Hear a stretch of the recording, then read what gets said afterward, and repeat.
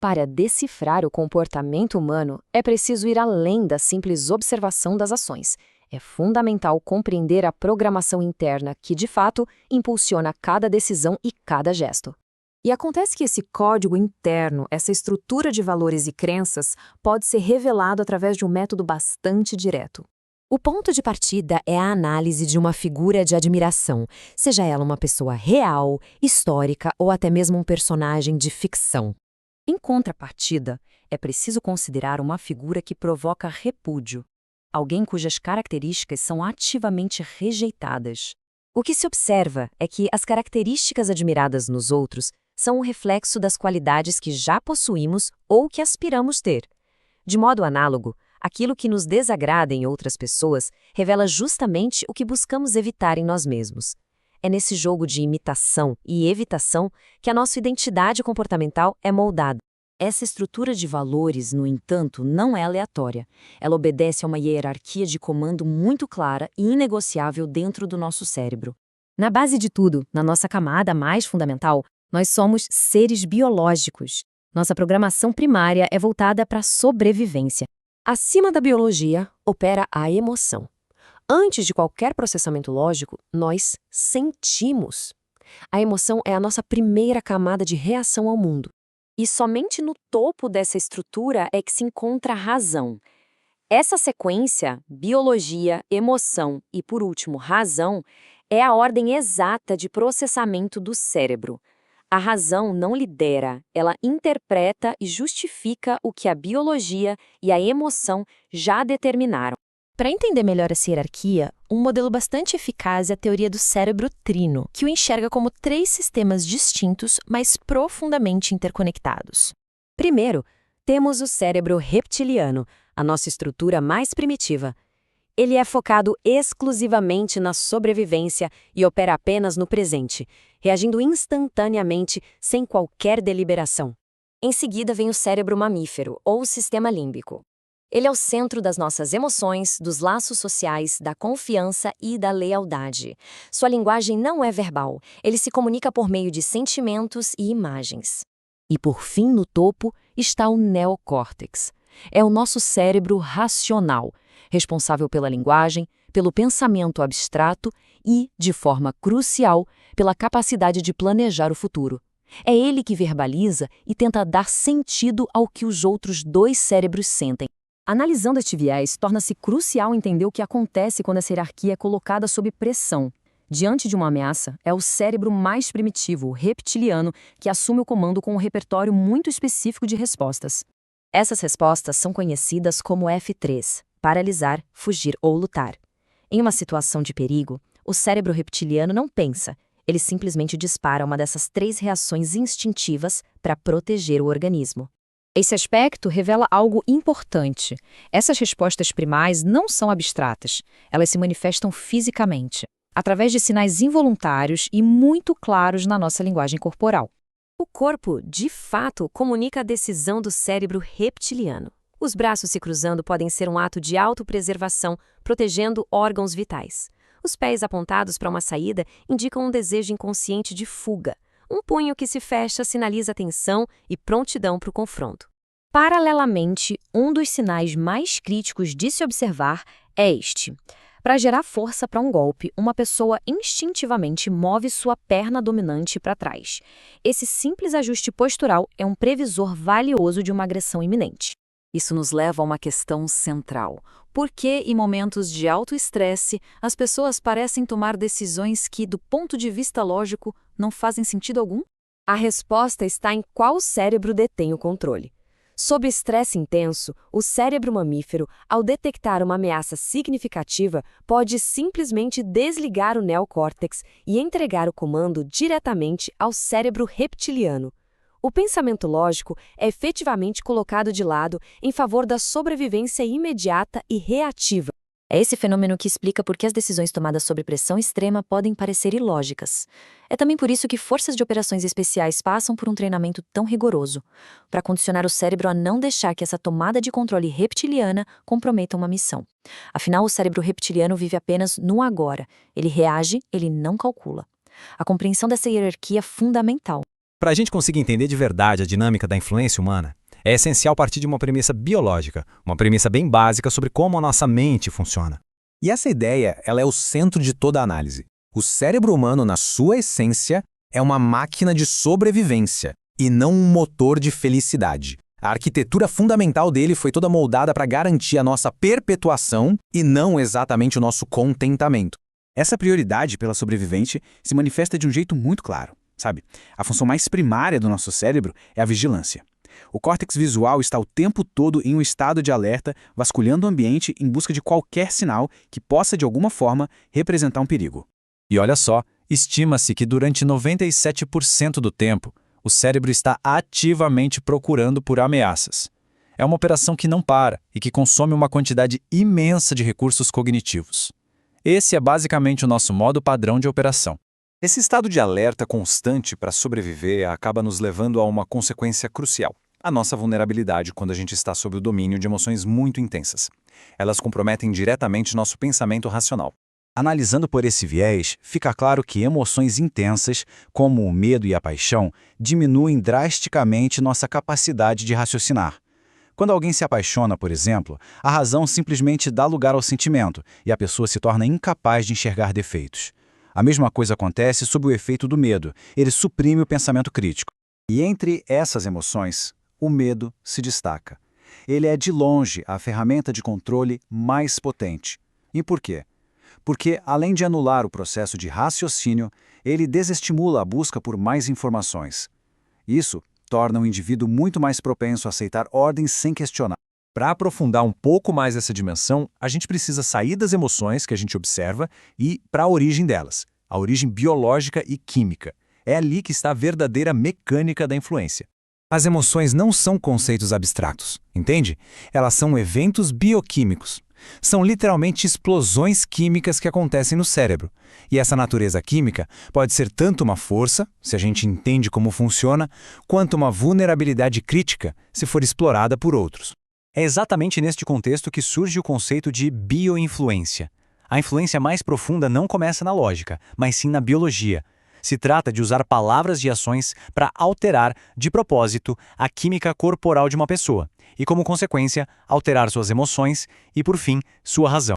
Esse aspecto da bioinfluência acaba revelando a sequência fundamental para uma influência eficaz, que segue uma hierarquia bem clara dentro do cérebro, começando sempre pela parte mais primitiva do nosso ser. O ponto de partida, o nível mais fundamental a ser influenciado, é sempre a biologia. É aqui que a influência realmente começa, alterando o estado químico do corpo. Qualquer tentativa de persuadir que ignore essa base biológica tende a ser muito menos eficaz. Uma vez que o estado biológico é alterado, uma porta se abre. Somente a partir dessa alteração química é que se torna possível influenciar de forma eficaz os sistemas emocionais, que respondem diretamente a esses sinais biológicos. Por último, e muitas vezes de forma bem menos efetiva, chegamos à razão. O neocórtex, que é a sede da nossa lógica, é o ponto de entrada menos poderoso. Tentar começar a influência por aqui é, na maioria das vezes, um erro estratégico fundamental. A mente inconsciente opera de um jeito rápido e emocional, enquanto a mente consciente é lenta e lógica. O segredo da influência está em impactar o inconsciente, que, por sua vez, vai direcionar as decisões racionais do consciente. Sem entender as necessidades e os medos do inconsciente, a influência se torna praticamente impossível. Entendendo essa hierarquia, o foco agora se desloca para a aplicação prática. Como então estabelecer uma comunicação direta com essa parte tão poderosa e não racional do cérebro? O cérebro animal ou emocional, ele não processa o mundo com palavras, mas sim com imagens e sensações. Ao ouvir a palavra mar, a mente não pensa na grafia M-A-R. Em vez disso, ela evoca uma imagem que pode gerar prazer ou ameaça, dependendo da associação emocional de cada um. Uma instrução de um antigo mentor do FBI captura essa ideia de uma forma bem contundente. A sugestão de se comunicar como se estivesse falando com um cão, embora possa parecer chocante, ressalta a necessidade de apelar para gatilhos simples e primitivos do cérebro mamífero. É assim que a influência se torna verdadeiramente eficaz. No final, tudo se resume a este princípio fundamental. Não é o cérebro racional que nos controla na maior parte do tempo, mas sim o sistema emocional. A influência eficaz, portanto, deve sempre se dirigir a esse sistema, falando a sua linguagem, que é biológica e visceral. Afinal, as emoções sempre se sobrepõem à razão. Para entender a fundo a mecânica da influência, é preciso partir de um nível bem mais fundamental, quase bioquímico. A grande questão que nos guia aqui é a seguinte: será que existe, de fato, uma lógica, uma racionalidade por trás daquilo que nos atrai e nos convence? Pois bem, essa ideia é o nosso ponto de partida. Ela já revela um conflito central, aquele entre o que sentimos e o que pensamos. E o que ela sugere é que, na grande maioria das vezes, é a emoção que sai vitoriosa nessa disputa. E veja, conexões muito poderosas como a paixão têm uma base química real. A feniletilamina, atuando junto com dopamina e ocitocina, induz um estado que simplesmente burla o nosso filtro racional. É uma espécie de embriaguez emocional que nos faz focar só no que é positivo, sabe? E isso nos deixa mais vulneráveis à influência, mais abertos para criar vínculos. E esse mesmo princípio, ele vai muito além do romance. Ele permeia, na verdade, todas as formas de sedução e influência. Em qualquer cenário competitivo, ter competência ou uma boa aparência por si só não basta. O que realmente faz a diferença, o que nos dá poder de influência, é a capacidade de criar uma conexão emocional. Aprofundando um pouco mais, a ferramenta mais poderosa de influência é justamente essa: a habilidade de atender a uma necessidade emocional e, ao mesmo tempo, projetar uma imagem de liderança, uma imagem que transmite segurança. O que nos leva a uma questão importante: como é que essa percepção de liderança é construída, afinal? Essa percepção de autoridade, ela não acontece por acaso. Na verdade, ela pode ser decodificada através de uma combinação bem específica de fatores que, quando estão juntos, aumentam de forma exponencial o poder de influência de uma pessoa. E essa percepção, ela pode ser estruturada numa fórmula, uma fórmula que combina elementos que se somam e outros que se multiplicam. É assim que a gente consegue explicar como a influência é gerada. Vamos dar uma olhada em cada uma dessas variáveis. Começando pelo C, de competência.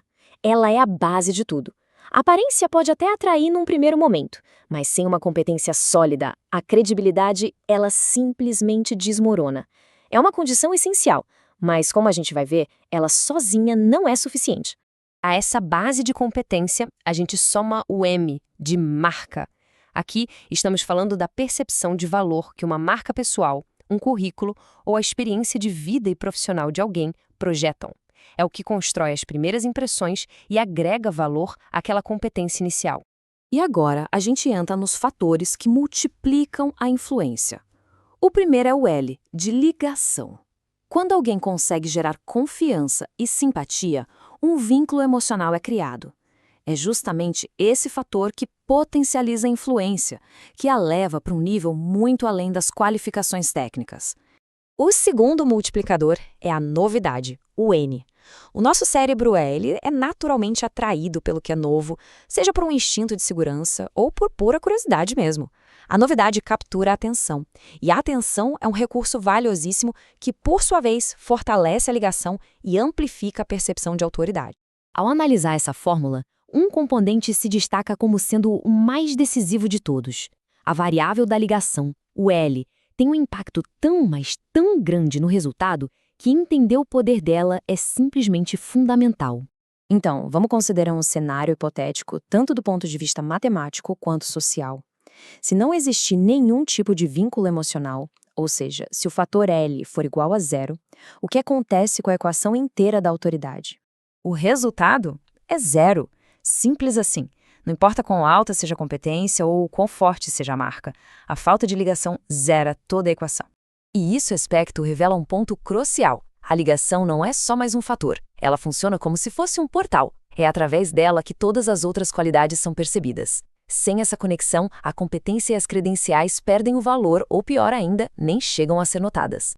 Com isso em mente, vamos observar como a autoridade opera num nível que vai além do nosso pensamento consciente, agindo de uma forma quase instintiva.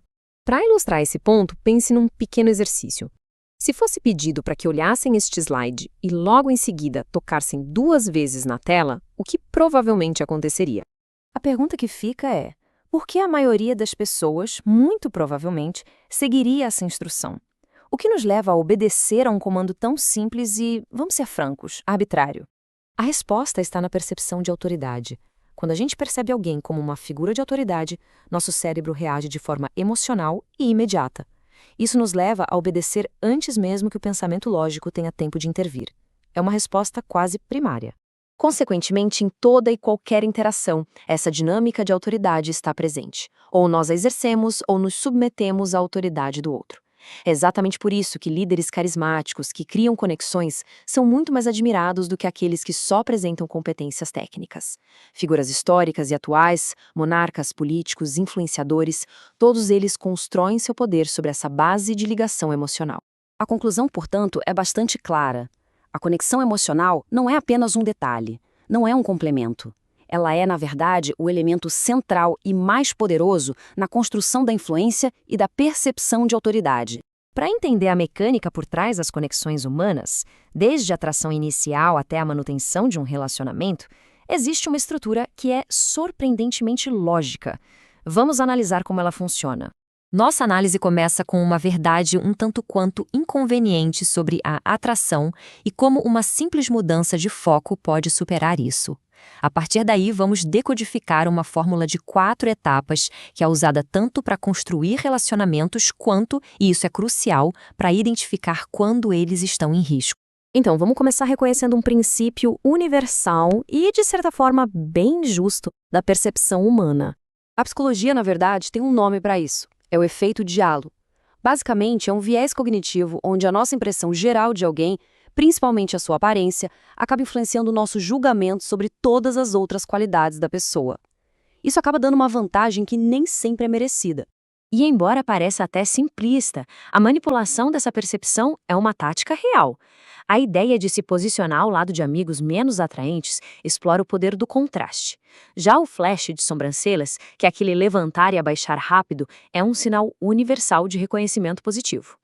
Esse tipo de tática é usado até em cenários de alto risco, como campanhas políticas, onde a imagem é estrategicamente pensada e realçada por comparação. Mas veja bem, manipulações externas têm um limite. A estratégia mais eficaz não está em como os outros nos percebem, mas sim numa mudança fundamental do nosso foco interno. Essa única frase é, talvez, a ferramenta mais importante para influenciar qualquer pessoa. O nosso impulso do ego é sempre buscar validação, é focar no eu sou, eu tenho. Só que essa abordagem geralmente cria uma barreira. A verdadeira influência surge quando a gente inverte esse fluxo, quando o foco é deslocado para o outro, buscando entender genuinamente os seus interesses e necessidades antes de apresentar os nossos. E essa mentalidade de focar no outro não é só um conceito abstrato, não. Ela pode ser aplicada de uma forma bem sistemática, através de uma fórmula concreta que foi desenvolvida para construir e analisar qualquer tipo de relacionamento. A fórmula da relação é composta por 4 variáveis que funcionam em sequência. Cada uma delas constrói a base para a próxima, criando progressivamente um vínculo mais forte. Vamos ver em detalhe cada uma dessas etapas. Tudo começa com a proximidade. Sem compartilhar um espaço, seja ele físico ou digital, não existe a menor oportunidade para um relacionamento se formar. É o pré-requisito fundamental para qualquer interação. Uma vez que a proximidade está estabelecida, o próximo passo natural é a frequência, ou seja, a taxa de interação entre as pessoas. E à medida que a frequência dos contatos aumenta, a duração de cada uma dessas interações se torna um fator cada vez mais crítico para aprofundar a conexão. Finalmente, com a proximidade, a frequência e a duração bem estabelecidas, a porta se abre para a intensidade. É aqui que a conexão realmente se aprofunda, através da partilha de vulnerabilidades, de emoções e de histórias pessoais. O poder dessa fórmula está na sua aplicação proativa. Ela não serve só para descrever relacionamentos que já existem, mas também para construir novas conexões de forma intencional, quase como um guia de engenharia social. O exemplo mais claro dessa aplicação é um método usado por espiões. Eles seguem essa sequência de forma metódica: proximidade, frequência, duração e intensidade para transformar um completo estranho em um ativo de inteligência. Isso só ilustra a eficácia universal da fórmula. Agora, além de ser uma ferramenta para a construção, a fórmula também funciona como um sistema de diagnóstico. Ela permite monitorar a saúde de um relacionamento e detectar problemas antes que eles se tornem críticos. Para conseguir detectar qualquer anomalia, primeiro é preciso conhecer o padrão normal. Toda relação, seja pessoal ou profissional, opera com um comportamento de base, uma espécie de linha de base de interações que se torna previsível com o tempo. Qualquer desvio que seja súbito e que não tenha uma explicação óbvia dessa linha de base, como a frequência de contatos cair pela metade, não deve ser ignorado. Não é um evento aleatório, mas sim um sinal claro de alerta de que a dinâmica da relação mudou. Essas alterações são os primeiros sinais de aviso, seja em amizades, relações amorosas ou até mesmo em ambientes profissionais. Por exemplo, antes de alguém ser demitido, o perigo é que nosso cérebro se acostuma tanto com a rotina que acaba ignorando essas mudanças sutis até ser tarde demais. Por isso, a observação consciente desses padrões é fundamental para evitar surpresas desagradáveis. Afinal, só é possível detectar o que é anormal quando se conhece profundamente o que é normal. Existe um código que opera por baixo da superfície das nossas interações sociais. Um código que determina o resultado de encontros muito antes de a lógica entrar em cena. O objetivo aqui é decifrar esse código da percepção. Tudo começa com um número, 50 milissegundos. É só isso que o cérebro leva para formar um julgamento sobre alguém. Nesse tempo, que é literalmente um piscar de olhos, o rumo de uma interação inteira é definido, bem antes da nossa mente consciente sequer saber o que está acontecendo. Nessa mínima fração de segundo, o nosso cérebro emocional toma uma decisão que é, na maioria das vezes, irreversível. E essa decisão não tem nada de lógico, é uma resposta puramente visceral, baseada em instintos de sobrevivência que carregamos há milênios. Analisando este viés, é fundamental entender o mecanismo por trás dessa avaliação instantânea. É preciso aprofundar como e por que ela tem tanto poder sobre a nossa vida social. Quem faz esse trabalho é o sistema límbico, o nosso cérebro emocional. Ele opera com uma lógica muito simples, a da sobrevivência. As perguntas que ele faz são diretas. Essa pessoa é amiga ou uma ameaça? É um líder ou um seguidor? Alguém que me ajuda a sobreviver ou que me coloca em risco? É uma avaliação binária, rápida e definitiva. E o que é mais impressionante aqui é o tempo. A mente racional, o nosso neocórtex, pode levar até 4 segundos para tomar consciência de um julgamento que o cérebro emocional fez em 50 milissegundos. Na prática, isso significa que nós não formamos uma opinião. Nós primeiro sentimos uma impressão e depois usamos a lógica para justificar o que já sentimos. Essa percepção inicial acaba então por ditar as regras do jogo. Consequentemente, ao entender essa realidade biológica, surge a capacidade de gerenciar intencionalmente a forma como somos percebidos. Isso vai muito além do que é dito com palavras. A competência técnica por si só raramente basta. A percepção é, na verdade, moldada por sinais não verbais que comunicam o valor de uma forma muito mais primitiva. O cérebro emocional está sempre procurando por coisas como boa aparência, uma sensação de conexão e até mesmo a novidade para validar aquela primeira impressão. Nesse sentido, projetar energia, uma aparência jovial e saudável são ativos extremamente poderosos. Do ponto de vista evolutivo, esses sinais comunicam vitalidade e capacidade de sobrevivência, e isso automaticamente nos torna mais atraente e nos confere um poder de influência muito maior na dinâmica social. Esse aspecto revela a necessidade de redefinir o que a comunicação de fato significa. O princípio central é que a verdadeira comunicação não está na mensagem que eu envio, mas na realidade que a outra pessoa constrói a partir dela. A minha intenção é quase irrelevante. O que importa de verdade é a interpretação de quem recebe. Liderança e influência, por exemplo, não são títulos que alguém simplesmente declara ter. Elas precisam ser comunicadas e validadas através de ações, de postura e de uma entrega carismática que o outro percebe e aceita. Então, como é que se aumenta a eficácia da comunicação? A resposta não está em falar mais alto ou usar palavras mais complexas, mas sim em calibrar a mensagem, em adaptá-la para quem está recebendo. Essa adaptação começa por um ponto fundamental: entender com quem se está falando. Identificar se a pessoa é mais calma, ansiosa, introvertida ou egocêntrica permite ajustar a interação para que ela seja muito mais impactante e eficaz. Ao aprofundar esta dimensão, fica claro que qualquer técnica externa é inútil sem uma base interna sólida. É aqui que entra a mentalidade do decifrador. A premissa fundamental dessa mentalidade é partir do princípio de que a pessoa à sua frente pode ser tão ou mais inteligente que você, e que, em última análise, qualquer um pode nos trair. Essa não é uma visão paranoica, mas sim uma de consciência constante, que busca um equilíbrio entre confiar e analisar continuamente o que está acontecendo de verdade. O segredo, portanto, é manter a atenção para enxergar através e além da máscara social que todo mundo usa. Os maiores erros, sejam profissionais ou pessoais, quase sempre nascem de uma falha em compreender a verdadeira natureza e as intenções das pessoas envolvidas. E é justamente nos momentos de caos e incerteza que essa mentalidade é colocada à prova. Dominar o inesperado é o teste definitivo. Para dominar o caos externo, é preciso primeiro dominar o caos interno. A verdadeira força não vem do controle sobre os outros, mas do profundo autoconhecimento e da capacidade de gerenciar as próprias fraquezas. A incerteza alimenta o medo, e o medo paralisa. A estratégia aqui é focar naquilo que é possível controlar, por menor que seja, e usar isso como uma âncora para não ser dominado pelo medo do que é incontrolável. Ao manter o controle emocional, a mente se mantém clara. Isso preserva a capacidade cognitiva para resolver problemas, aumenta a eficácia das ações e projeta uma imagem de segurança tanto para si mesmo quanto para os outros ao redor. Inversamente, a perda do controle emocional gera um colapso em cadeia.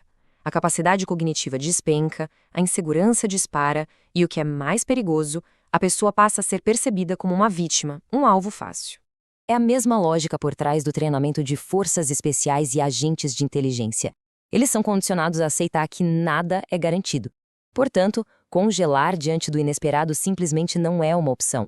Para um observador externo, essa capacidade de navegar situações caóticas com calma e precisão, de antecipar movimentos, muitas vezes isso parece algo inexplicável, quase como bruxaria. A resposta, no entanto, não tem nada de mágico. É o resultado de uma atenção disciplinada e contínua. É a prática de observar tudo, de entender as motivações por trás das ações e, com isso, dominar o código da percepção. Existe uma percepção quase que instantânea sobre quem é um líder muito antes de qualquer palavra ser dita. O contrário também é verdade. A gente sente quando alguém, mesmo se dizendo no comando, não tem autoridade real. Esta análise vai aprofundar justamente isso, a linguagem não verbal que define o poder, a influência e os sinais que, no fim, os enfraquecem. O ponto de partida é fundamental. A liderança, quando é genuína, não precisa ser anunciada. É algo que se percebe, é uma sensação que vem antes de qualquer palavra. No momento em que alguém precisa verbalizar a própria autoridade, isso já denuncia uma falha bem fundamental na imagem que essa pessoa projeta. Essa sensação funciona quase como uma energia invisível, que nos indica em quem podemos confiar. E é interessante porque, em toda interação humana, sempre se estabelece uma dinâmica de dominância e submissão. O nosso cérebro, de forma instintiva, reconhece quem assume cada papel, e isso é quase instantâneo, é pré-racional. E aí, em contraste direto com essa percepção sutil, a gente tem a verbalização da dominância. Afirmações como essas são, na verdade, o sinal mais claro de insegurança. Uma frase assim não projeta poder. Ela projeta a necessidade de compensar a falta de poder. No fundo, é um reflexo do medo de perder o controle. O motivo dessa intuição ser tão poderosa? Bom, ao aprofundar essa dimensão, a gente percebe que a razão é biológica. Existem gatilhos evolutivos que operam muito além do nosso raciocínio consciente, e são eles que ditam as nossas reações a figuras de liderança. Isso significa que reconhecer um líder não é uma escolha puramente lógica, é mais como uma programação genética, algo bem profundo. E essa predisposição nos torna mais suscetíveis, mais facilmente influenciáveis por quem a gente percebe como líder. Isso, claro, otimiza toda a dinâmica social do grupo. E esse ponto ilustra isso de forma brilhante. A percepção de liderança está enraizada em comportamentos fundamentais, consistentes, não em grandes declarações ou promessas ambiciosas. É a disciplina nos pequenos atos que constrói a base para uma grande influência. Agora, se a liderança de verdade é sentida, é sutil, o que acontece quando essa autoridade simplesmente não existe? É aí que a gente vê surgir os comportamentos de compensação. O cérebro emocional acaba revelando inseguranças muito profundas através de ações que, à primeira vista, parecem fortes, mas que, na verdade, são sinais claros de fraqueza. E o ponto crucial aqui é o seguinte: ações autoritárias, ou até agressivas, não são demonstrações de força. Muito pelo contrário, elas indicam uma quebra no controle racional. Quando o cérebro sente que perdeu a capacidade de resolver um problema de forma lógica, ele apela para respostas emocionais, respostas bem mais primitivas. O grito, por exemplo, é o caso mais claro disso. É um reflexo de insegurança. Quando a argumentação racional se esgota, falha, o cérebro tenta recuperar o controle na base do volume. Mas isso é um ato de desespero, não é um ato de poder. É, na verdade, uma admissão de que o controle já foi perdido. Toda essa insegurança está diretamente ligada à sua fonte primária, o medo. E aqui é fundamental fazer uma distinção entre os estados produtivos e destrutivos do medo, porque a gestão dessa emoção é absolutamente central para a liderança. Nesse contexto, o medo é uma ferramenta de sobrevivência. Ele é vital. Ele nos deixa em alerta para o perigo, aguça nossa percepção. Já o pânico, o pânico é a perda total desse controle. É quando o medo nos domina por completo, anula o raciocínio e, no fim das contas, nos deixa muito mais vulneráveis. Então, dominar essa fronteira entre o medo que funciona e o pânico que paralisa é essencial. Agentes de espionagem, por exemplo, são treinados exatamente para isso, para gerenciar os próprios sinais de medo e conseguir projetar confiança. Ao mesmo tempo, eles aprendem a identificar nos outros as vulnerabilidades que o medo expõe. Isso nos leva diretamente aos sinais de vulnerabilidade, porque o corpo não mente. O nosso estado interno, de medo, de insegurança, é transmitido o tempo todo para o mundo exterior, através de uma série de sinais corporais. O primeiro indicador é físico. Uma postura mais encolhida, por exemplo, comunica submissão, falta de confiança. Da mesma forma, movimentos muito rápidos, muito apressados, sinalizam uma ansiedade interna, uma dificuldade de estar presente, de estar calmo. Essa falta de compostura também aparece na velocidade das coisas. Falar rápido demais ou andar num ritmo muito acelerado são tentativas inconscientes de fugir do desconforto do momento. Isso acaba transmitindo um estado de agitação constante. Depois, num nível mais sutil, surgem os comportamentos de autoapaziguamento. Piscar muitos olhos, tocar o rosto com frequência, são gestos que o corpo usa, de forma inconsciente, para tentar aliviar o nervosismo. Só que no fim, eles acabam denunciando esse estado. Paralelamente a isso, a gente volta àqueles comportamentos de compensação. Falar alto, ter um comportamento agressivo, muitas vezes são máscaras, usadas para esconder sentimentos internos de fraqueza e de inadequação. Já no campo verbal, a tendência de reclamar o tempo todo ou de culpar constantemente os outros revela uma falta de responsabilidade, de controle pessoal. É um sinal claro de que a pessoa não se sente no comando da própria vida. E para fechar esse ciclo de vulnerabilidade, temos os comportamentos de evitação.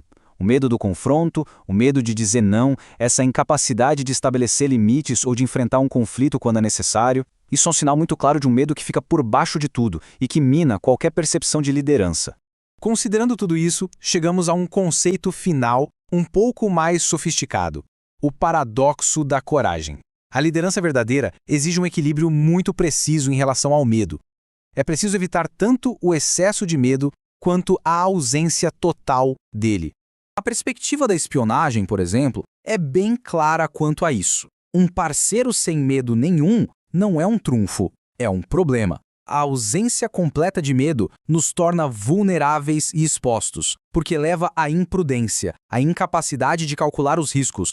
Este aspecto revela um paradoxo interessante. Na Mossad, por exemplo, se diz que aqueles que são muito corajosos normalmente falham. Ser ousado demais, ser destemido demais, acaba prejudicando a capacidade de ler as situações com precisão, de antecipar os perigos. Consequentemente, o que define a verdadeira liderança não é a ausência de medo, mas sim a gestão correta dele. É esse equilíbrio entre o medo e a ousadia. O medo que informa, que protege, e a ousadia que impulsiona para a ação. A verdadeira força não está em não ter medo, está em saber o que fazer com ele. A liderança é um conceito que, na maioria das vezes, é mal interpretado. Quando analisamos a fundo, percebemos que ela não reside em cargos ou em um poder que é imposto, mas sim em uma dinâmica muito mais fundamental, muito mais instintiva. E é exatamente aqui que tudo começa a fazer sentido. Esse princípio é a base de tudo. A verdadeira autoridade não é algo que se toma à força, ela é concedida pelo grupo. É um reconhecimento que nasce de comportamentos que podem ser observados e não de palavras ou títulos. E essa ideia nos leva inevitavelmente à raiz da questão. As regras para o reconhecimento de um líder são, na verdade, profundamente instintivas, espelhando padrões que a gente observa em todo o reino animal. Essa distinção primordial entre presa e predador ilustra a dinâmica não verbal que está no centro de tudo. De um lado, temos os sinais da presa. Movimentos nervosos, um comportamento mais errático, tudo isso comunica vulnerabilidade. Do outro, os sinais do predador. Gestos controlados, calmos, que transmitem serenidade e controle da situação. Consequentemente, os comportamentos que fazem com que um animal seja escolhido como líder são justamente aqueles que sinalizam segurança e confiabilidade. A calma, os movimentos controlados, a capacidade de proteger o grupo, tudo isso constrói a percepção de que seguir aquele indivíduo é a escolha mais segura a ser feita. É fundamental entender este ponto. Muitas vezes a agressividade é confundida com força, mas na verdade ela é apenas uma manifestação da incapacidade de transmitir autoridade de forma natural. É uma tentativa falha de domínio, não uma liderança genuína. Analisando por este viés, a gente sai dos comportamentos observáveis e mergulha nos motores internos que impulsionam tudo isso. A mente, que é influenciada diretamente pela nossa biologia, pode ser tanto uma aliada quanto uma adversária à nossa jornada. E isso nos leva a uma distinção fundamental. O poder pode ser exercido pela força, pela hierarquia. Já a autoridade é conquistada. É o respeito que o grupo oferece de forma voluntária. A liderança de verdade floresce a partir da autoridade e não do mero poder. Ao aprofundar essa dimensão, a gente encontra o componente biológico. Níveis de testosterona, por exemplo, influenciam diretamente a busca por status e a competitividade. E o mais curioso é que pessoas com níveis mais baixos podem sentir estresse ao vencer, porque isso as coloca numa posição de destaque que é biologicamente desconfortável. Esse aspecto revela que, de forma inconsciente, as pessoas tendem a gravitar para papéis que se alinham com seus próprios níveis de conforto biológico em relação à liderança. Os comportamentos que a gente vê por fora acabam apenas confirmando o que o nosso inconsciente já sente como sendo nosso lugar natural. Considerando ainda que essa dinâmica interna não é uniforme, a liderança se manifesta de diferentes formas. Não existe um arquétipo único. Existem, na verdade, expressões distintas de como essa autoridade é exercida. Um desses perfis é o independente. São pessoas que são mais eficazes trabalhando sozinhas, que valorizam muito a própria autonomia. Tentar microgerenciar ou controlar excessivamente esse tipo de perfil é totalmente contraproducente e só resulta em insatisfação e perda de eficácia. Uma outra expressão é a do perfil diretivo. Este gosta de trabalhar em equipe, mas especialmente se estiver no comando. Ele tem a necessidade de orientar, de criar regras, e funciona muito bem sob pressão. O grande desafio aqui geralmente é um ego elevado, que precisa ser bem gerenciado. E temos também o perfil cooperativo, que lidera através da colaboração e da entreajuda. Ele funciona perfeitamente em ambientes mais horizontais, onde a responsabilidade é dividida, mas encontra muita dificuldade em cargos de chefia tradicionais que exigem ordens diretas e gestão de pressão. Paralelamente à compreensão desses tipos, existe a aplicação consciente dos princípios da liderança.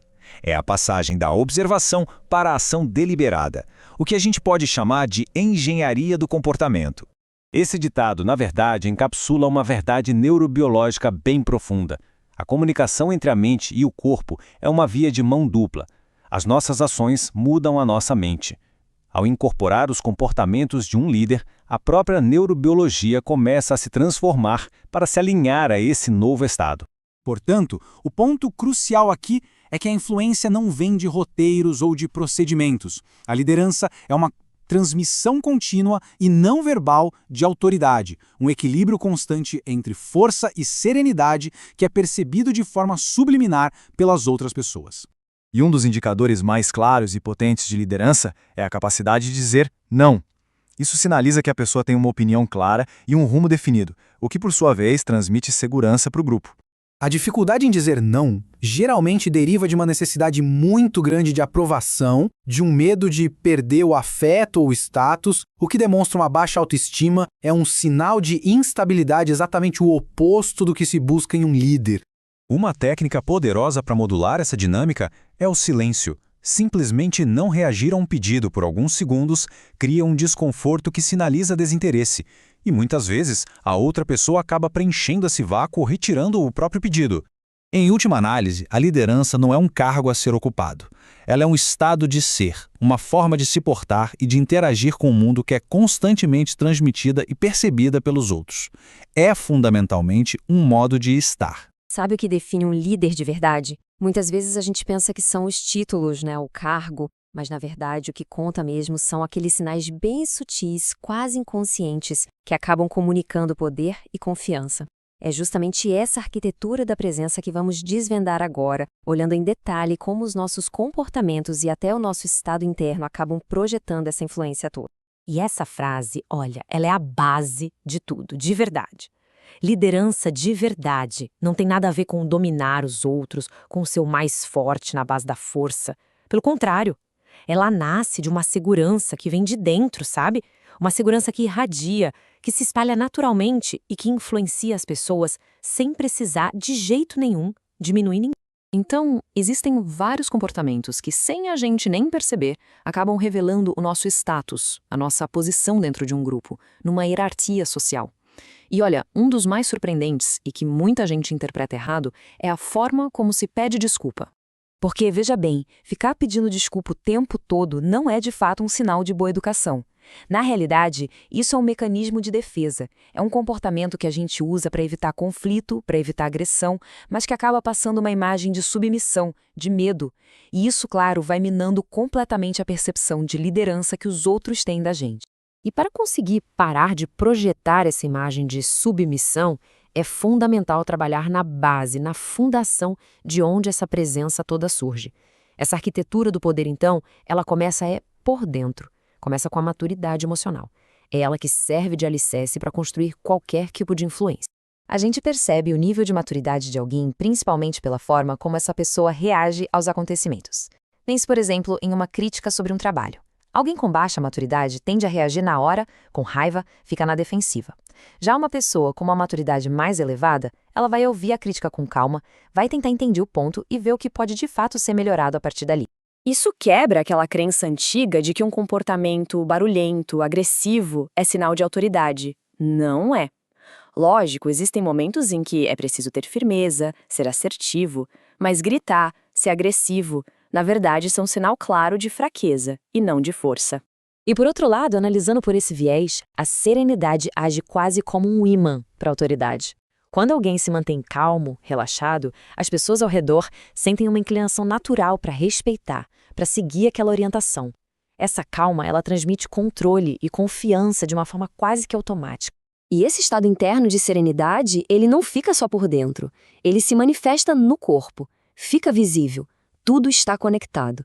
Os movimentos se tornam mais lentos, deliberados, o tom de voz fica mais baixo e controlado, a postura se torna mais ereta e estável, as mãos ficam visíveis, os gestos são suaves e, claro, a respiração serena. É o controle da respiração que, no fundo, comanda todos esses outros movimentos. Então, a serenidade é essa base da autoridade. Mas para construir relacionamentos que duram, que são sólidos, precisa de mais uma coisa: confiança. E confiança não é algo que se exige, né? Ela é construída, e os pilares dessa construção são a empatia e a autenticidade. É importante entender que no contexto da liderança, a empatia é uma ferramenta mais cognitiva. Vamos imaginar um cenário. Um membro da equipe está passando por um problema pessoal. Ter empatia aqui não é sentir a tristeza da pessoa, mas sim compreender a situação dela e entender que talvez ela precise de um pouco mais de flexibilidade no trabalho naquele momento. É uma empatia funcional, prática. E esse ponto revela uma verdade fundamental sobre nós. A gente vive numa cultura que cobra perfeição o tempo todo. Só que a verdade é que as pessoas não se conectam com o que é perfeito. Elas se conectam com o que é real, com a vulnerabilidade. Consequentemente, quando alguém admite pequenos erros, isso não é visto como incompetência. Muito pelo contrário.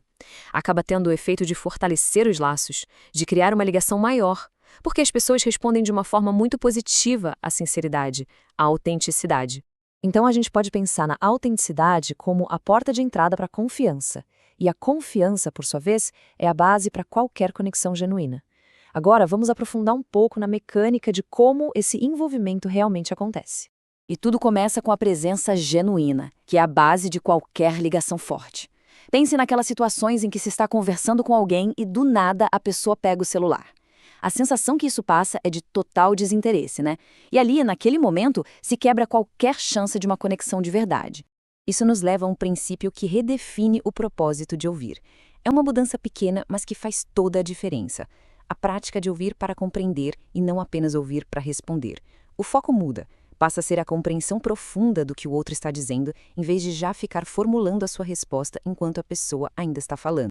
E isso nos leva a um dado que, olha, é bem surpreendente. Os melhores comunicadores, em média, falam só uns 10% do tempo de uma conversa. O resto do tempo é dedicado a ouvir. É isso que permite que a outra pessoa se sinta de fato compreendida e valorizada. Porque dominar uma conversa não tem a ver com falar mais, tem a ver com guiar a conversa. Fazer perguntas abertas, por exemplo, incentiva a outra pessoa a compartilhar mais. Em vez de perguntar, gostou da reunião, que é uma pergunta de sim ou não, perguntar, o que você achou dos pontos que foram levantados na reunião? A segunda pergunta abre um diálogo de verdade. Paralelamente a isso, o impacto das nossas palavras é assimétrico. Um elogio sincero, por exemplo, aumenta de forma drástica a chance daquela interação ser lembrada de um jeito positivo. Já a crítica direta, por outro lado, geralmente só ativa mecanismos de defesa na outra pessoa e acaba fechando os canais de comunicação. O contato visual também é uma ferramenta poderosíssima, mas cheia de nuances. Olha só. Olhares que ficam desviando o tempo todo sinalizam medo, quase um comportamento de presa. Já um olhar muito fixo, prolongado, pode ser percebido como uma ameaça. A média, o ponto de equilíbrio para um contato visual que seja confortável e que crie conexão, gira em torno de 7 segundos. Portanto, para a gente fechar o raciocínio, o poder e a presença não são coisas isoladas. São, na verdade, o resultado de um sistema todo integrado. No fim das contas, são a manifestação externa de uma arquitetura interna bem sólida, onde o corpo e os movimentos apenas refletem um estado de serenidade e de controle emocional. Sabe, o carisma, a autoridade, isso tudo funciona num nível que vai muito além da lógica. É uma conversa direta com o nosso cérebro emocional. E é essa parte do cérebro que, no fim das contas, comanda o show, que guia a nossa razão. É bem interessante pensar que, na maioria das vezes, a gente toma a decisão primeiro na emoção e só depois a gente arruma uma justificativa lógica para ela. Então, essa comunicação com o emocional acontece por vias bem sutis. Começa com os sinais de poder que a gente projeta sem nem perceber. A nossa mente faz uma leitura super rápida, quase primitiva, e o ponto de partida é a aparência.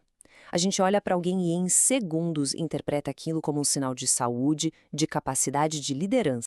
Pensa só, uma aparência cuidada. O que isso comunica? De forma não verbal.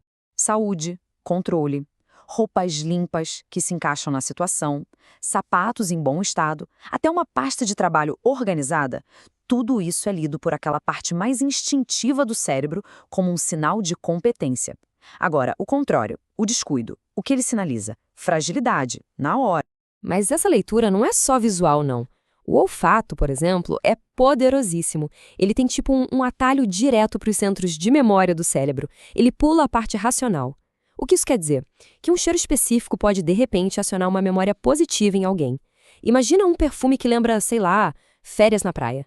Aquilo pode trazer uma sensação de felicidade, de calma, e essa sensação boa acaba sendo associada de forma totalmente inconsciente à pessoa que está usando aquele perfume. E esses sinais que a gente emite, eles não ficam só no nosso corpo. A análise vai além, ela se estende para o nosso ambiente. Porque a organização do lado de fora é vista como um espelho da clareza que se tem por dentro. É quase uma demonstração silenciosa de que existe planejamento, de que existe antecipação.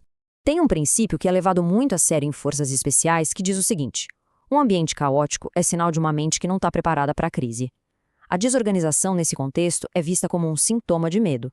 É a mente que, na hora do aperto, talvez não encontre o que precisa para resolver o problema. Agora, o contrário também vale. A ordem do lado de fora reflete uma mente calma, uma mente poderosa. Um ambiente organizado mostra controle, mostra uma mentalidade que funciona a partir de um estado positivo que consegue planejar, executar com clareza. Isso deixa muito nítido como arrumar o nosso espaço físico impacta diretamente o nosso estado mental. Bem, até agora falamos de sinais mais estáticos, né? Aparência, o ambiente, mas existem também os sinais dinâmicos. E aqui, o movimento, ou a falta dele, entra como um indicador-chave da nossa energia, da nossa vitalidade e, por consequência, da forma como o nosso poder é percebido. E a explicação para isso é puramente biológica. Olha que interessante. Em momentos de dor, de estresse, o corpo libera um hormônio chamado prolactina.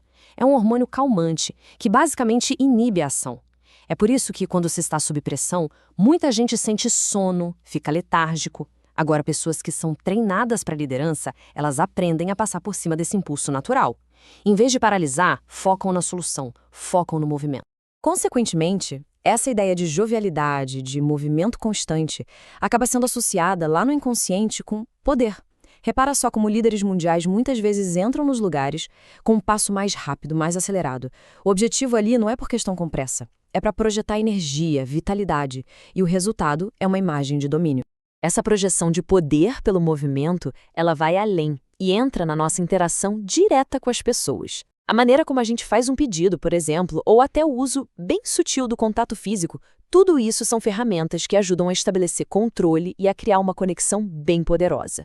A nossa própria linguagem já entrega o jogo do poder. Pensa na diferença. Frases indiretas como "será que você poderia?" são incertas. Agora, um comando direto mais educado, tipo "me passa água, por favor", já assumiu o controle da ação. E isso nos leva a um ponto bem curioso. Em qualquer lugar, a pessoa que faz mais pedidos simples de um jeito natural, geralmente é a que está no controle da situação. E para aumentar a chance de um pedido ser atendido, existem técnicas. Um toque leve no antebraço, por exemplo, pode criar uma conexão inconsciente que deixa a outra pessoa mais receptiva, mais amigável. A mesma coisa acontece quando alguém conduz fisicamente a outra pessoa, mostrando o caminho, ou até quando cede a passagem. Podem parecer só gestos de cortesia, mas, de forma bem sutil, eles também sinalizam controle e liderança. Aprofundando essa dimensão, não é só o que se diz ou o que se faz, o como se diz é fundamental. A nossa voz é uma ferramenta de influência primária. As características do som da nossa voz podem, literalmente, alterar a química do cérebro de quem está ouvindo. Vamos analisar isso. Um tom de voz calmo, mais grave, por exemplo, estimula a produção de dopamina no cérebro de quem ouve. Dopamina, aquele neurotransmissor do prazer. O resultado? A memória e o raciocínio da pessoa melhoram. A mensagem é recebida de um jeito mais positivo e, mais importante, é mais lembrada. Sem perceber, a pessoa começa a associar quem está falando com uma sensação boa. E o contrário é totalmente verdadeiro também. Uma voz alta, aguda, agressiva, isso dispara a liberação de cortisol, o hormônio do estresse. O efeito é péssimo, prejudica a memória, cria um estado emocional negativo e faz com que a pessoa se feche. Ela se fecha para a mensagem e, claro, para quem está passando a mensagem. Paralelamente, a velocidade com que se fala também molda a percepção. Falar rápido demais passa a nervosismo, falta de confiança. Já falar muito devagar pode soar desinteressante, até entediante. O ponto de equilíbrio, o ideal, é um ritmo calmo, pensado, que transmite segurança, convicção e controle. Essa projeção de controle e confiança, ela não para na comunicação verbal e corporal. Ela aparece também nas nossas ações sociais. A generosidade financeira, por exemplo. Dar uma boa gorjeta, isso funciona como uma demonstração social muito poderosa. É um ato que comunica abundância, desapego e acaba projetando uma imagem de segurança, de liderança e até de mais atratividade.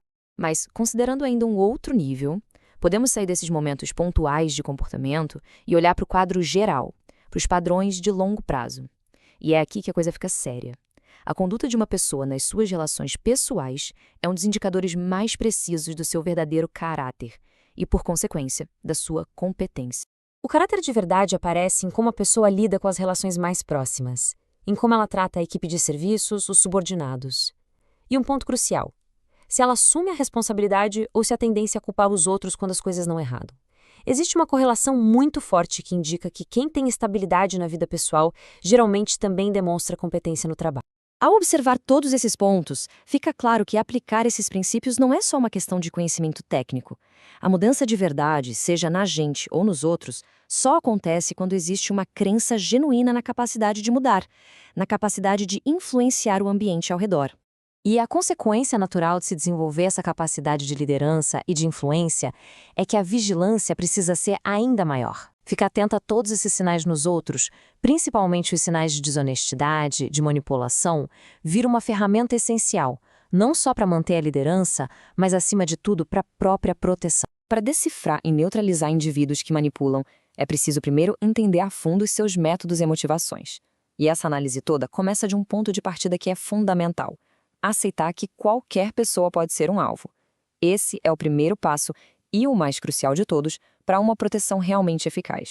E é exatamente nesse contexto que surge o que a gente pode chamar de premissa da vulnerabilidade. A ideia aqui desafia de frente aquela crença comum de que é possível ser totalmente imune à manipulação. Na verdade, a maior vulnerabilidade de uma pessoa está justamente nessa certeza, nessa convicção de que nunca será enganada. Essa percepção de ser invulnerável, que muitas vezes é até uma forma de arrogância, funciona como um sedativo para os nossos instintos de alerta. Ela impede que o cérebro fique vigilante. E é exatamente essa a brecha, a porta de entrada que um manipulador procura para poder agir. Isso revela que o verdadeiro pilar da autoproteção não está na reação ao ataque, mas sim no conhecimento preventivo. É fundamental, então, entender os padrões de operação dos manipuladores antes mesmo que eles tenham a oportunidade de agir. E para entender esses padrões, é muito útil analisar a situação pela perspectiva do agressor, revelando o que a gente pode chamar de o olhar do predador. Existe um processo de seleção de alvos muito específico. A escolha da vítima raramente acontece por acaso. Manipuladores procuram ativamente por indivíduos que aparentam estar distraídos. Esse estado de desatenção sinaliza uma mente ocupada e, portanto, menos protegida. Isso os converte, na visão deles, num alvo fácil e de baixo risco. Existem alguns gatilhos, até inconscientes, que comunicam essa vulnerabilidade. Aparentar estar perdido consultando um mapa, por exemplo, é um sinal clássico. Um predador identifica isso na hora como uma oportunidade para se aproximar, sob o pretexto de oferecer ajuda. Paralelamente, a distração constante com o celular é outro indicador-chave que eles procuram. Manter a atenção totalmente focada numa tela é quase um convite aberto para a abordagem de um manipulador, porque a consciência situacional da pessoa fica comprometida. A linguagem corporal, por sua vez, funciona como um gatilho talvez ainda mais poderoso. Andar de cabeça baixa ou evitar o contato visual são comportamentos que comunicam submissão ou falta de confiança. E são exatamente esses os elementos que atraem a atenção de quem procura exercer domínio. Reconhecer esses sinais de vulnerabilidade, seja em si mesmo ou nos outros, exige uma mudança de postura. É preciso sair da observação passiva e passar para o imperativo da ação. Afinal, uma vez que a ameaça é identificada, a inércia se torna o maior de todos os riscos. Essa máxima que vem de agente de inteligência destaca bem isso. A inação é uma vulnerabilidade crítica. Diante de uma pessoa tóxica ou manipuladora, a única resposta segura e estratégica é sair da esfera de influência dela o mais rápido possível. Isso se aplica a diversos contextos, seja no ambiente profissional com chefes narcisistas, no círculo social com falsos amigos ou em relações pessoais marcadas por agressões. Permanecer num ambiente tóxico, seja por medo ou por uma falsa sensação de segurança, só aprofunda a vulnerabilidade com o tempo. Contudo, essa ação nem sempre é física ou imediata. Paradoxalmente, a ação mais estratégica muitas vezes envolve a arte da não-reação. A ideia é que nem todo ataque, nem toda provocação merece uma resposta. É preciso escolher as batalhas com inteligência. Este conceito ilustra que a verdadeira força está em decidir, de forma calculada, quais confrontos são necessários e quais devem ser deliberadamente ignorados. Recusar-se a entrar numa discussão desnecessária não é sinal de fraqueza, mas sim uma demonstração de controle estratégico. Esse cálculo interno começa com um primeiro filtro: questionar a real urgência da situação. A necessidade de uma resposta imediata é, muitas vezes, uma ilusão criada pelo manipulador só para desestabilizar e forçar um erro. Em seguida, é preciso avaliar se a provocação pode ser simplesmente desconsiderada sem consequências negativas. Muitas vezes, o silêncio é a resposta mais poderosa, porque nega ao manipulador a reação emocional que ele tanto procura e da qual se alimenta. Por fim, determinar a relevância real do ataque é crucial. Esse aspecto revela se a reação é taticamente necessária ou se está sendo impulsionada apenas por um ego ferido, o que torna a pessoa previsível e, consequentemente, mais vulnerável. Essa não-reação estratégica é vital porque nos leva a compreender o jogo racional-emocional. Os manipuladores operam de forma calculada e racional, mas dentro do domínio das emoções, usando os sentimentos dos outros como se fossem peças num tabuleiro. A sua técnica principal consiste em provocar uma resposta emocional intensa, uma reação imediata, carregada de emoção e sem reflexão, significa ceder o controle da situação, criando a exata vulnerabilidade que eles procuram explorar. Consequentemente, ao receber uma provocação, é fundamental instituir um período de espera obrigatório.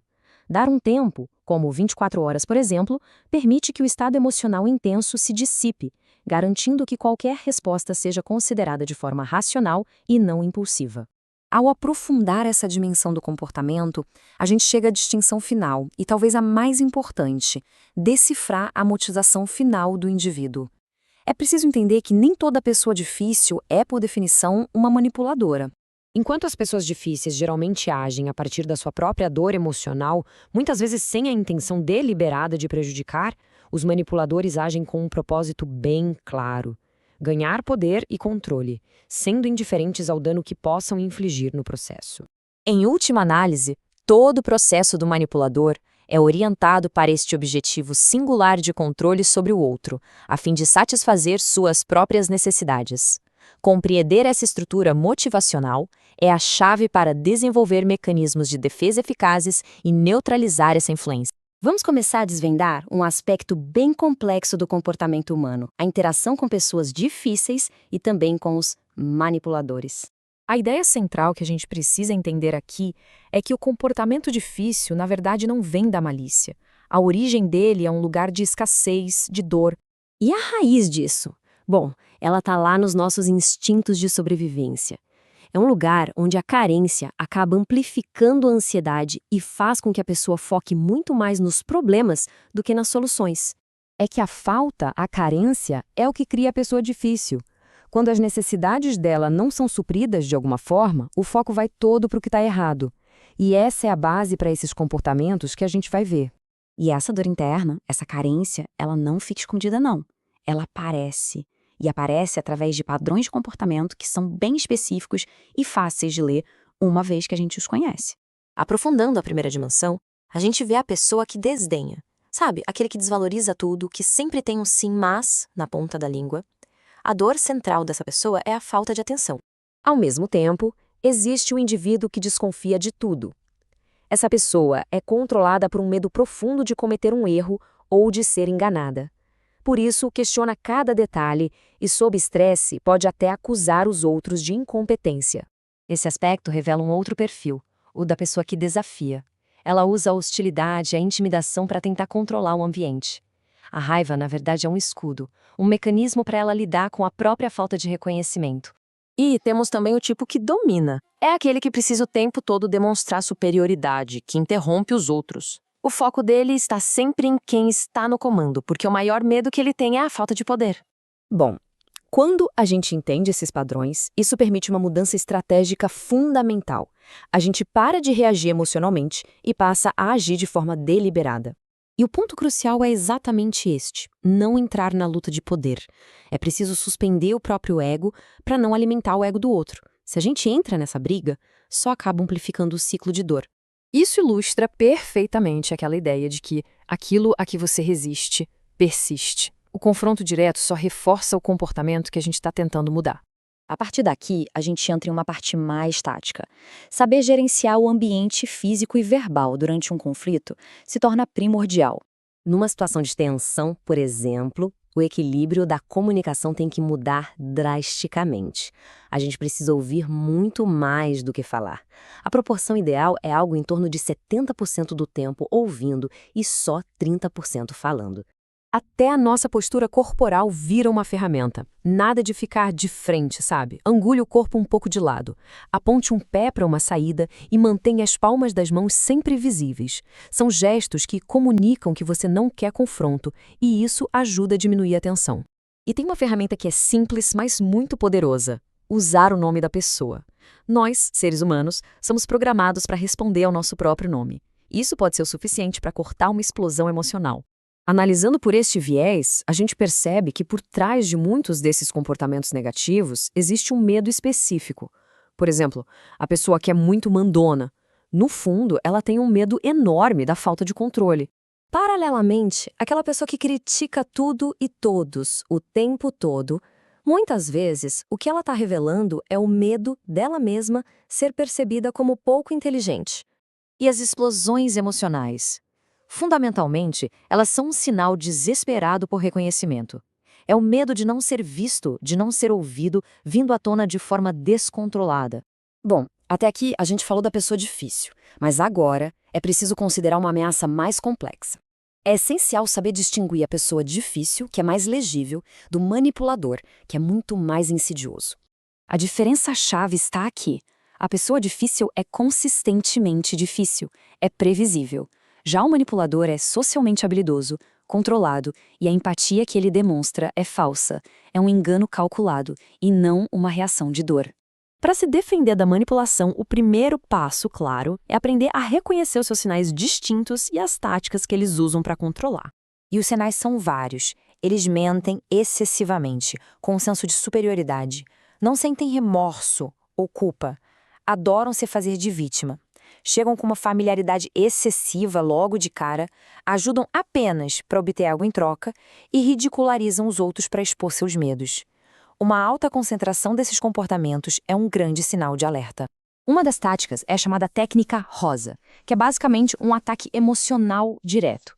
Ela tem duas partes. A flor, que é o uso da lisonja, de inflar o ego para conseguir o que quer, e os espinhos, que é o uso do medo, da ansiedade e do estresse, para forçar o outro a tomar decisões reativas e primitivas. Em última análise, o reconhecimento de todos esses padrões não é sobre confrontar a pessoa, mas sim sobre desenvolver a nossa própria consciência para não cair nessas armadilhas emocionais. E essa base é fundamental para as análises futuras. Nem todas as pessoas entram na nossa vida para somar. Algumas, na verdade, chegam com o único propósito de subtrair. É a partir desse princípio que a gente começa a entender dois arquétipos centrais da manipulação. Essa é a mentalidade que define um manipulador. As pessoas não são vistas pelo que são, mas sim pelo que podem oferecer. A partir dessa visão de mundo, surgem comportamentos bem complexos que a gente pode organizar em arquétipos para entender melhor. O primeiro desses arquétipos é o do pavão. Ele é movido por um desejo que nunca acaba por admiração. Ele precisa, a todo custo, ser visto como o mais especial, o mais incrível. A tática do pavão vai muito além de só se exaltar. Para ele se sentir superior, ele precisa ativamente diminuir os outros. É um jogo de soma zero, sabe? Para que a luz dele brilhe, a de alguém precisa ser apagada. E o motor por trás de todo esse comportamento é o narcisismo. É essa raiz de onde nascem todas as suas atitudes. E tem um sinal que é muito claro. O uso excessivo da palavra eu, logo no comecinho de uma conversa, já revela essa necessidade constante de autoafirmação, que é uma marca registrada do narcisismo que define o pavão. É fundamental, então, a gente entender a dualidade que existe na essência narcisista. A imagem que é projetada para o mundo raramente corresponde à realidade interna da pessoa. E aqui está o grande paradoxo. Por fora, o que se vê é uma autoestima que parece inabalável. Mas por dentro, a confiança é super frágil, depende totalmente da aprovação dos outros. Qualquer crítica, por menor que seja, é sentida como um ataque pessoal, porque ameaça toda essa estrutura instável. E esses traços acabam se manifestando em comportamentos bem visíveis. A aparência vira uma prioridade absoluta, usando roupas de marca, cores fortes, tudo como ferramenta para construir uma imagem de superioridade. Consequentemente, as próprias conquistas são sempre exageradas, enquanto as dos outros são diminuídas. Esse padrão todo leva a uma exigência constante por tratamento especial e reações de muita raiva diante de qualquer crítica. Por trás dessa fachada, os traços psicológicos são ainda mais profundos. Um sentimento de superioridade faz com que essa pessoa se associe só com gente de status elevado. A necessidade de elogios é constante, mas anda lado a lado com uma falta total de consideração pelos sentimentos alheios. E, no fundo, o que alimenta tudo isso é uma inveja extrema, que nasce de um forte complexo de inferioridade. É importante a gente fazer uma distinção aqui. O narcisismo em si é um traço de personalidade. A maioria dos manipuladores é, sim, narcisista, mas nem todo narcisista é um manipulador. A manipulação é o uso intencional desses traços para controlar ou prejudicar os outros. E essa distinção nos leva a um segundo arquétipo. Enquanto a motivação central do pavão é aniquilar os outros para se sentir superior, a da raposa é bem diferente. Ela usa as pessoas como se fossem ferramentas para atingir os próprios objetivos. Vamos então analisar agora a raposa. É um arquétipo mais sutil, mas igualmente destrutivo. A raposa se esconde atrás de uma máscara de amizade e sedução. Ela oferece ajuda, usa as emoções para criar uma falsa conexão e assim vai conquistando a confiança do alvo, só para depois usá-lo em benefício próprio. Isso revela uma visão de mundo completamente desumanizada. Para a raposa, as pessoas não têm valor próprio. O valor delas está na sua utilidade. Os relacionamentos são, na verdade, meras transações. Diante disso, como é possível se proteger? A defesa começa com a observação atenta, desde o primeiro contato, aprendendo a identificar os primeiros sinais de alerta. Logo na primeira interação, se a intuição já aponta que tem algo estranho, é crucial prestar atenção nesses sinais, por mais sutis que eles pareçam. O padrão da raposa costuma aparecer cedo. Um sinal bem claro é aquela familiaridade excessiva muito rápida, que não combina com o primeiro contato. Paralelamente, surge uma tendência a criticar os outros o tempo todo, junto com uma recusa em assumir qualquer responsabilidade. A conversa também é dominada, o foco sempre volta para si e qualquer pequeno favor gera uma exigência de gratidão desproporcional. Com o tempo, esses padrões vão se solidificando, ficam mais claros. Os fracassos nos relacionamentos são sempre culpa dos outros. Se outra pessoa é elogiada, o ciúme fica evidente. A frustração aparece sempre que não são o centro das atenções. Nesse contexto, a crítica vira a linguagem padrão e, quando são desafiados, podem até revelar microexpressões de raiva. Mas talvez o teste final seja este: observar como eles tratam as pessoas em posições de serviço. Se a gentileza que mostram você se transforma em arrogância com um garçom, por exemplo, esse é o alerta definitivo. Essa inconsistência expõe a verdadeira natureza do manipulador. A análise aprofunda-se agora no tipo mais perigoso de manipulador, cujas ações seguem um padrão que pode ser identificado. A compreensão dessa metodologia é, portanto, fundamental para a proteção pessoal. Dentro do espectro da manipulação, essa categoria específica é a do manipulador lobo. O seu comportamento não é impulsivo, mas sim predatório e calculado, com o objetivo singular de causar dano por prazer. A sua escolha de alvo recai invariavelmente sobre o indivíduo percebido como mais frágil no ambiente. A sua abordagem para subjugar a vítima se desdobra em duas fases bem definidas e sequenciais. Primeiro, ocorre a fase de estudo, que é imediatamente seguida pela fase de ataque. Essa estrutura revela a natureza metódica de suas ações. Nesta primeira etapa, o foco é a avaliação do alvo.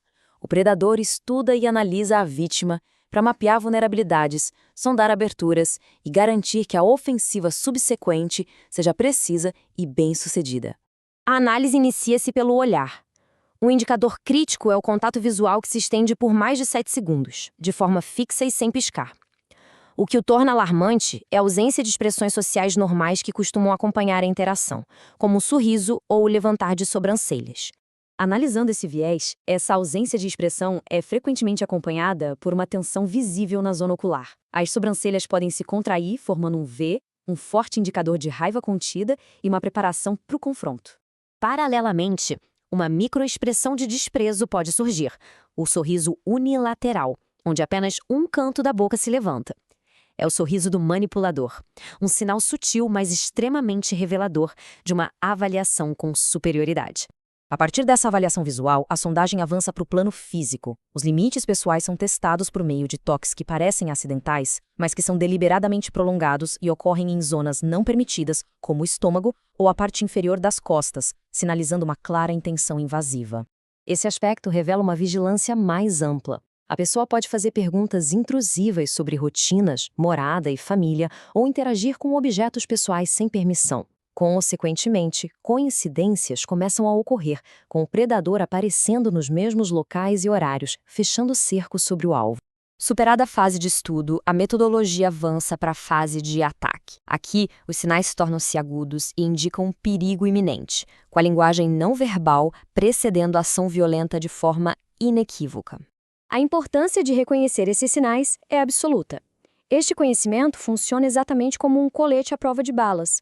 Pode nunca ser preciso, mas em uma situação de perigo real, ele tem o poder de salvar uma vida. Um dos primeiros indicadores fisiológicos é a alteração abrupta na respiração. Em estado de calma, a respiração é abdominal, mais profunda. Imediatamente antes de um ataque, ela se torna torácica, rápida e superficial. O objetivo é puramente funcional, oxigenar os músculos para a ação iminente. Um sinal de pré-violência com altíssima precisão surge de 3 a 5 segundos antes da agressão. As narinas dilatam para maximizar a captação de oxigênio, enquanto os lábios se pressionam para ocultar a intenção.